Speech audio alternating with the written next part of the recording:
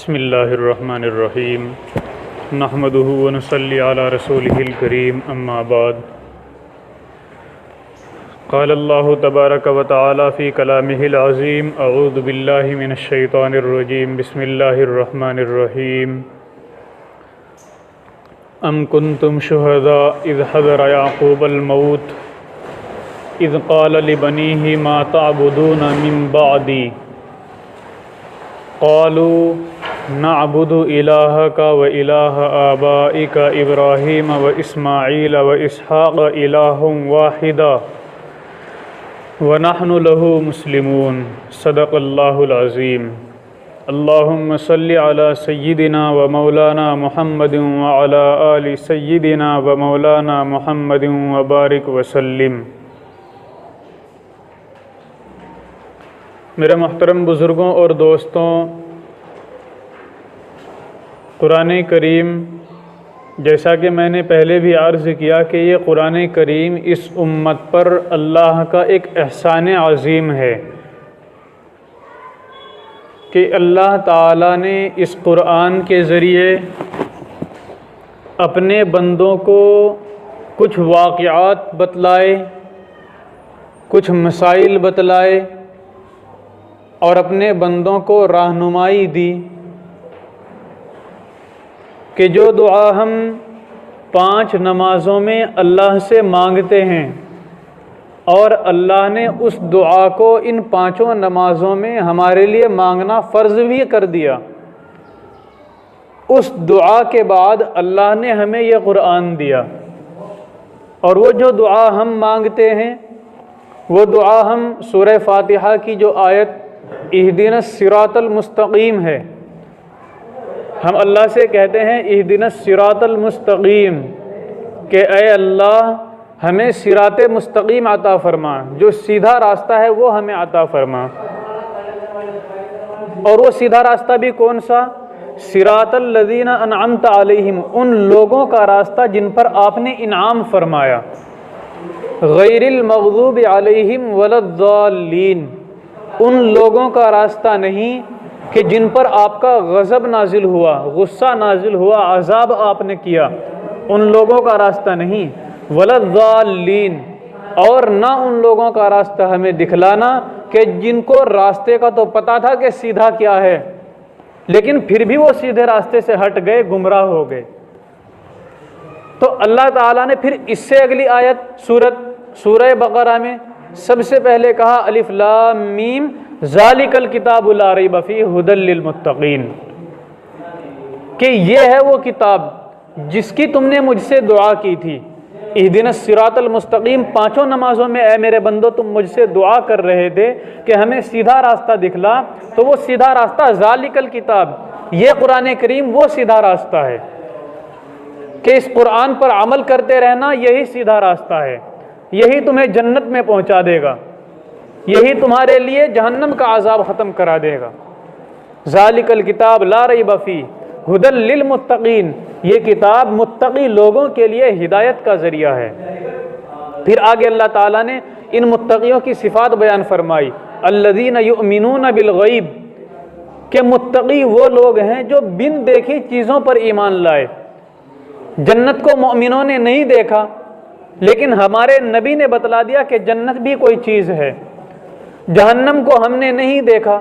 لیکن ہم نے اپنے نبی سے سنا کہ جہنم بھی ایک عذاب کی جگہ ہے، تو ہم ان جگہوں پر ایمان لائے۔ الذین یؤمنون بالغیب ویقیمون الصلاۃ،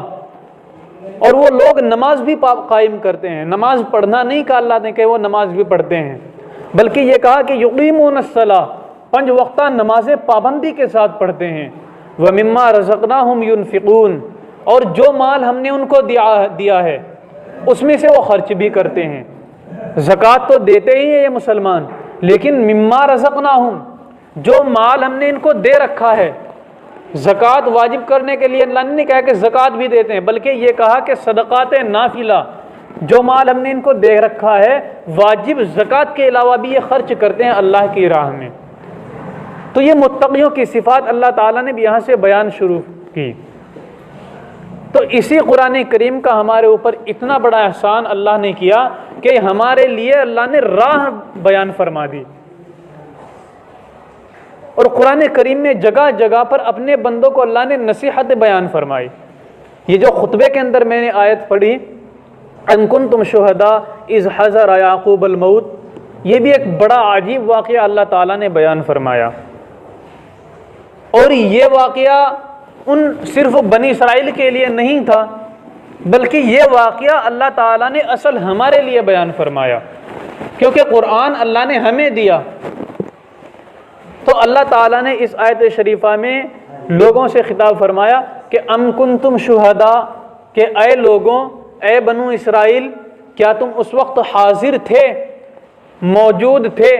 یعقوب علیہ السلام کے پاس، اذ حضر یعقوب الموت، کہ جب یعقوب علیہ السلام کو موت آئی، کیا تم اس وقت حاضر تھے؟ اگر حاضر تھے تو الگ بات، لیکن نہیں تھے تم حاضر، تو اس وقت یعقوب علیہ السلام نے اپنے بچوں سے خطاب فرمایا. یعقوب علیہ السلام کے وہ بیٹے کہ جن میں یوسف علیہ السلام نبی بنے، حضرت یوسف علیہ السلام، ان کو اللہ کے نبی نے کہا کہ ما تعبدون من بعدی، اے میرے بیٹو تم میرے انتقال کے بعد کس کی عبادت کرو گے، تم کس کو اپنا معبود بناؤ گے. یہ نصیحت عام لوگوں کو حضرت یعقوب علیہ السلام نہیں کر رہے، بلکہ ان لوگوں کو یہ نصیحت کر رہے ہیں کہ جو خود بھی نبی ہیں، باپ بھی نبی ہیں، دادا بھی نبی، اور پھر پردادا بھی نبی. یعنی حضرت یوسف علیہ السلام، حضرت بنیامین علیہ السلام، ان کو اللہ کا نبی یہ نصیحت کر رہا ہے، اور نصیحت کرنے والا خود نبی. پھر یعقوب علیہ السلام کے باپ اسحاق علیہ السلام، یہ بھی نبی، اور پھر اسحاق علیہ السلام کے والد صاحب سیدنا حضرت ابراہیم علیہ السلام، یہ بھی نبی، اور اللہ کے جلیل القدر نبی، کہ جن کے نبوت خاندانی چلی آ رہی ہے، ان کو نصیحت کی جا رہی ہے. اور یہ سوال کر رہے ہیں کہ ما تعبدون من بعدی، کہ تم میرے بعد کس کی عبادت کرو گے. کہیں ایسا تو نہیں کہ میں نے تمہیں جس راہ پر لگایا، جس اللہ کے عبادت کرنے کا تمہیں حکم دیا، تم اس اللہ کو چھوڑ کر کسی دوسرے کی عبادت کرنے لگ جاؤ، کہیں ایسا تو نہیں، کہیں ایسا تو نہیں کہ تم بھی خواہشات میں مبتلا ہو جاؤ گے. اب وہ اولاد بھی نبی کی اولاد تھی، انہوں نے بلا تکلف، بلا جھجک فوراً کہا قالوا نعبد الہک، کہ اے ہمارے والد صاحب آپ فکر نہ کیجئے، چنتا نہ کیجئے، ہم نعبد الہ آبائک، آپ کے اللہ کی عبادت کریں گے. نعبد الہک و الہ آبائک، آپ کا جو اللہ ہے اس کی عبادت کریں گے. و الہ آبائک، اور جو آپ کے آبا و اجداد ہیں، ابراہیم علیہ السلام، اسحاق علیہ السلام، اسماعیل علیہ السلام، ان کا جو اللہ ہے الہ واحدہ، وہ ایک اللہ ہے. وَنَحْنُ لَهُ مُسْلِمُونَ، اور ہم اسی اللہ پر ایمان رکھتے ہیں، اسی اللہ پر ہم ایمان لائے اور اسی کی باتوں کو ہم مانتے ہیں. جب ہم اسی کی باتوں کو مانتے ہیں تو ہم اسی کی عبادت کریں گے. یہ اللہ کا جلیل القدر پیغمبر یعقوب علیہ السلام اپنے بیٹوں کو نصیحت کر رہا ہے، ان بیٹوں کو کہ جو بیٹوں میں نبی موجود یوسف علیہ السلام، ان کو یہ نصیحت کر رہا ہے. اور پھر قرآن کریم نے اس واقعے کو اپنے اندر بند کیا اور اس کو لا کر ہمارے آگے پیش کر دیا کہ یعقوب علیہ السلام نے اپنے بیٹوں کو اپنی موت کے وقت یہ نصیحت فرمائی. یعقوب علیہ السلام نے یہ نہیں کہا کہ فلاں مال کا حصہ جو ہے وہ فلاں بیٹے کا ہے اور اتنا مال کا حصہ فلاں بیٹے کا ہے، اور یہ نہیں کہا کہ بیٹا میری فلاں بزنس کی دکان وہاں بھی ہے، فلاں میرا کاروبار وہاں ہے، میرے نام فلاں زمین بھی ہے. یعقوب علیہ السلام نے یہ نہیں کہا، بلکہ یعقوب علیہ السلام کہہ رہے ہیں ما تعبدون من بعدی، کہ اے میرے بیٹو، اے میری اولاد، تم میرے انتقال کے بعد، میرے دنیا سے چلے جانے کے بعد کس کی عبادت کرو گے. یہ اللہ کے نبی نے اپنے بیٹوں کی تربیت کی کہ انہی بیٹوں نے پھر فوراً کہا نعبد الہک، ہم آپ کے اللہ کی عبادت کریں، ہم کسی پتھر کے آگے نہیں جھکیں گے، ہم غیر اللہ کے آگے نہیں جھکیں گے. ادھر ہم بھی ہیں. یعقوب علیہ السلام کو یہ فکر ہے کہ جب میں مر جاؤں گا، میں اس دنیا سے روپوش ہو جاؤں گا، تو یعقوب علیہ السلام کو فکر یہ ہے کہ میری اولاد کس چیز کی عبادت کرے گی. اور ہم ہیں، ہمیں یہ فکر ہے کہ میرے مر جانے کے بعد میری اولاد زندگی کس طرح گزارے گی. ہم آج ہی سے فکر میں لگے ہوئے ہیں کہ اپنی اولاد کو ایک مکان بنا کر دے دوں، اپنی اولاد کو فلاں جائیداد خرید کر دے دوں، اپنی اولاد کو فلاں جگہ زمین خرید کر دے دوں، فلاں کاروبار کرا کر دے دوں، لیکن کسی کو یہ فکر نہیں ہے کہ میری اولاد جب مر جائے گی تو اس کے ساتھ کیا بنے گا۔ کبھی ہم نے اپنے بچوں کے ساتھ یہ محاسبہ نہیں کیا کہ اے میرے بیٹوں، میں تمہارے لیے زندگی بھر کما رہا ہوں۔ کمانا چاہیے اپنی اولاد کے لیے، اپنی بیوی کے لیے، اپنے والدین کے لیے کمانا چاہیے، کیونکہ ان کا خرچہ ہمارے ذمے ہے۔ کمانے سے انکار نہیں، لیکن کمانے کے ساتھ ساتھ اس چیز کا بھی خیال رہے کہ ہم روزانہ اپنے بچوں کے ساتھ بیٹھ کر محاسبہ کریں اور بتلائیں کہ اے میرے بیٹو، میں تمہارے لیے دنوں رات محنت میں لگا ہوا ہوں،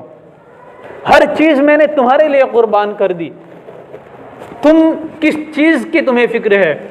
میں نے تمہیں تمہاری تمام خواہشات کے مطابق زندگی گزاری، اب تم مجھے یہ بتاؤ کہ کیا تم ان خواہشات میں پڑھ کر اپنے رب کو تو نہیں بھول جاؤ گے؟ یہ محاسبے رات میں عشاء کی نماز کے بعد گھروں میں ہونے چاہیے۔ ہم یہ تو پوچھتے ہیں کہ بیٹا کتنا کمایا، لیکن یہ پوچھنے کے ساتھ یہ نہیں معلوم کرتے اپنے بچوں سے کہ آج تو نے 5 وقت کی نماز کہاں پڑھی، تو کسی عالم کے پاس بھی گیا یا نہیں۔ پورے دن ہمارا بچہ، ہماری اولاد بازاروں میں گھومتی رہتی ہے، کبھی کوئی فکر ہم نے نہیں کی۔ ادھر تعلیم کے نام پر ہم نے اپنی اولاد کو برہنہ کر دیا، ننگا کر دیا۔ یورپ کے جتنے بھی ممالک ہیں، امریکہ ہو اور یورپ کے جتنے بھی ممالک ہیں، ان ممالک میں اپنی اولاد کو تعلیم تو ضرور دلواتے ہیں وہ لوگ، لیکن اسکول اور کالجوں میں جانا انہوں نے بند کرا دیا اپنی اولاد کا۔ آپ میری اس بات پر یقین نہیں کریں گے، اب انہوں نے اپنی اولاد کو گھروں میں، ہر ایک کے پاس موبائل ہے، آن لائن تعلیم دلواتے ہیں، اس لیے کہ وہاں کے اسکولوں میں اتنی عریانیت، فحاشی، بے حیائی عام ہو گئی کہ اس کا اندازہ ناممکن ہے۔ یورپ کی تہذیب ہمارے اندر آ گئی، یورپ کے لوگ اپنی تہذیب کو چھوڑ رہے ہیں کیونکہ ان کو اندازہ ہو چکا اس تہذیب کا کہ یہ تہذیب بربادی پر ہمیں لے جا سکتی ہے، یہ تہذیب ہمیں تباہ و برباد کر سکتی ہے۔ انہوں نے اپنی تہذیب کو چھوڑ دیا، لیکن ہم مسلمان ہیں، نبی کے نام لیوا ہیں، ہم نے ان یہودیوں کی، ان یورپ والوں کی، عیسائیوں کی تہذیب کو اپنایا، اپنے نبی کی تہذیب کو ہم نے چھوڑ دیا۔ ہمیں غیروں کو خوش کرنے کی لگی ہے، ہمیں یہ فکر ہے کہ ہماری زندگی کیسے گزرے گی۔ ایک عالم کا بیان سن رہا تھا، فرما رہے تھے کہ میرے ایک تعلق والے امریکہ میں رہنے والے ہیں، ان کے بیٹے کا نام ہے محمد عامر، اسکول میں پڑھتا تھا۔ اسکول والوں نے، کالج والوں نے ایک پروگرام رکھا سوئمنگ کا کہ سب سے بہترین کون تیرے گا، اور اس کے ساتھ انہوں نے ایک رول یہ بھی بنایا کہ ہر لڑکے کے ساتھ ایک لڑکی تیرے گی، کیونکہ ان کا تو منشا ہی یہ ہے کسی طریقے سے مسلمان کو اس کے مذہب سے ہٹا دیا جائے۔ تو انہوں نے وہ پروگرام رکھا، یہ محمد عامر نام کا لڑکا، اس نے بھی اپنا نام لکھوا دیا اس پروگرام میں۔ جس دن وہ پروگرام ہونا طے تھا، یہ بھی جا کر صف میں لگ گیا۔ اب وہاں پر یہ بھی طے تھا کہ ہر لڑکے کے ساتھ ایک لڑکی، اور اس لڑکی کا لباس وہی کہ یہاں پر ذرا سا کپڑا ہوگا اور یہاں پر ذرا سا کپڑا ہوگا، اور لڑکے کے صرف یہیں پر ذرا سا کپڑا ہوگا۔ اس انداز سے اس میں تیرنا تھا، اور کافی انعام رکھا۔ اس نے اپنے استاد کے پاس گیا، یہ عامر نام کا لڑکا، اور جا کر کہا استاد جی میرا نام اس فہرست سے کاٹ دیجئے، میں تیرنا نہیں چاہتا۔ استاد صاحب نے کہا کہ کیوں؟ فرمایا کہ آپ نے یہ جو شرط رکھی ہے، مجھے آپ کی یہ شرط قبول نہیں، یا تو آپ اس شرط کو ہٹا دو یا پھر میرا نام کاٹ دو۔ استاد نے کہا کہ تو بیوقوف ہو گیا،